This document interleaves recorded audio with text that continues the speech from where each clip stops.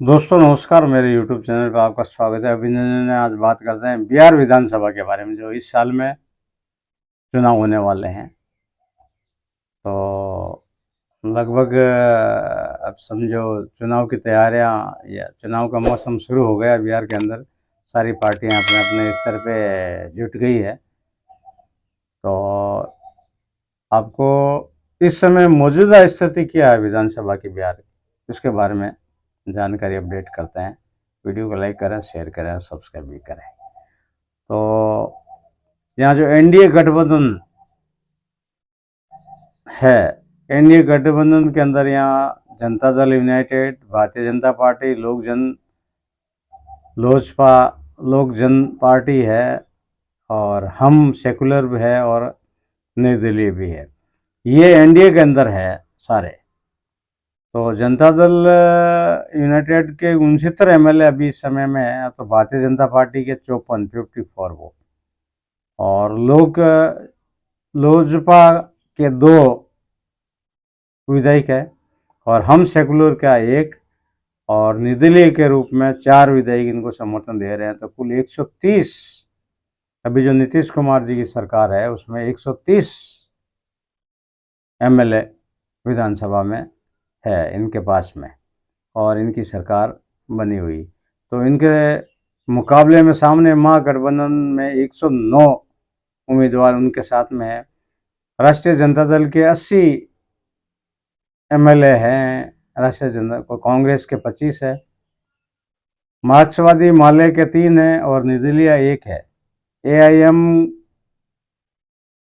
के एक कैंडिडेट है अन्य में, और अन्य में 3 और खाली सीटें भी इस समय चल रही है। तो कुल मिला के 243 सीटों का ये। तो महागठबंधन को 109 सीट है, एमआईएम किसी के साथ में नहीं है, और 3 सीटें खाली है। तो इस प्रकार एनडीए को 130 और महागठबंधन को 109 सीट है। कुल मिला के ये 243 सीट हुई। तो इस समय अगर बड़ी पार्टी के हिसाब से देखा जाए तो राष्ट्रीय जनता दल यहाँ पर बड़ी पार्टी है इस समय भी। हालांकि भारतीय जनता पार्टी और वो मिलके इन्होंने सरकार बनाई है, लेकिन बड़ी पार्टी ये है। तो इस प्रकार ये बिहार का है। अब बिहार में कुछ नया समीकरण है भी है, कुछ नई पार्टी बनी है उनकी, वो भी चुनाव में अग्रसर है। और अभी उन्होंने चुनाव लड़ा भी था, प्रशांत किशोर। तो इस प्रकार मुकाबला अब की बार अक्टूबर नवंबर में चुनाव होने की उम्मीद है। तो मुकाबला बड़ा ही रोचक ही रहेगा। तो ये मैंने आपको बिहार के मौजूदा इस समय की जो स्थिति है उसके बारे में अवगत कराया है कि अब इस समय बिहार में क्या स्थिति है। अगर पिछले आंकड़े के बारे में अगर बात करें अपन, पिछली जो सीटें थी, तो ये वहाँ पर किस प्रकार का क्या था, और वो कितने वोट थे उस समय में।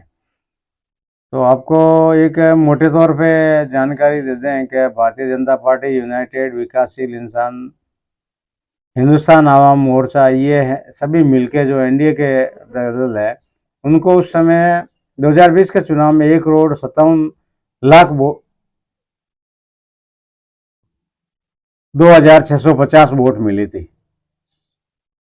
37.26% के हिसाब से। तो इनके सामने जो थे मतलब जो राष्ट्रीय जनता दल, भारतीय कम्युनिस्ट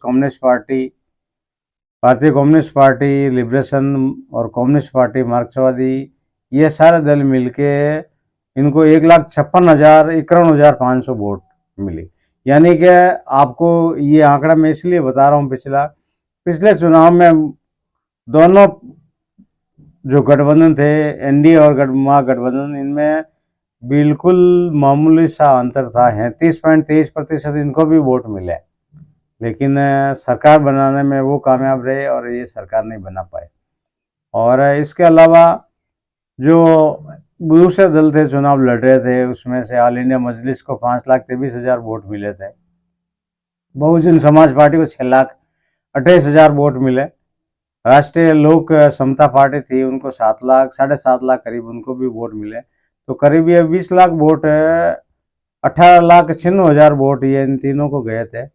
लोक जनशक्ति पार्टी को भी 23 लाख, लगभग 24 लाख वोट मिले थे उस समय।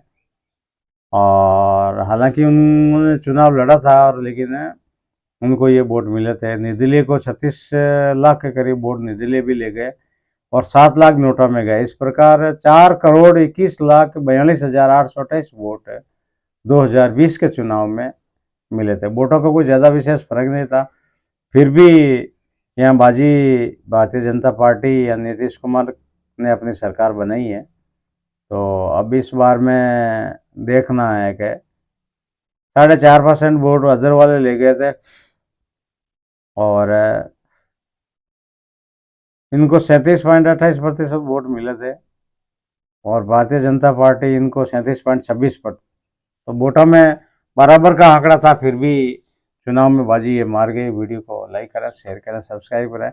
आगे अब भूमिका शुरू कर रहे हैं, तो आपको हर एक सीट के बारे में जानकारी अपडेट करेंगे। पूरे 2020 में क्या अंकगणित था, कौन किस सीट पे था, उसकी चर्चा अगले महीने में आने वाले समय में करने वाले हैं। वीडियो को लाइक करें, शेयर करें और सब्सक्राइब भी करें। बहुत बहुत धन्यवाद। जय हिंद।